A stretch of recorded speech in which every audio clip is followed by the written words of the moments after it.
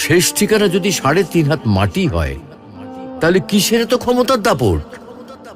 ভোর ৫টায় মৃত্যু, সকাল ৬টায় জানিয়ে দেওয়া হবে মাইকে, ৮টায় শেষ গোসল করানো হবে, ৯টায় তোমাকে নতুন কাপড়ে সাজানো হবে, জোহরের নামাজের পরে তোমার আলিশান বাড়ি থেকে বের করে নিয়ে যাওয়া হবে, ২টায় তোমার জানাজার নামাজ পড়ানো হবে, ২:৩০টায় তোমাকে কবরে নামিয়ে ফেলা হবে। মাটি দেওয়া শেষ হয়ে গেলে কেউ তোমার জন্য দোয়া করবে, আর কেউ চলেও আসবে। এই তো জীবনের শেষ আয়োজন। তো কিসের এত অহংকার, কিসের এত ক্ষমতার দাপট? হ্যাঁ, ক্ষমতা কারোর জন্য চিরস্থায়ী নয়। অন্যায়ভাবে কাউকে ঠকালে একদিন ঠিক নিজেকেও ঠকতে হবে, এটাই নিয়ম। হ্যাঁ, এটাই নিয়ম।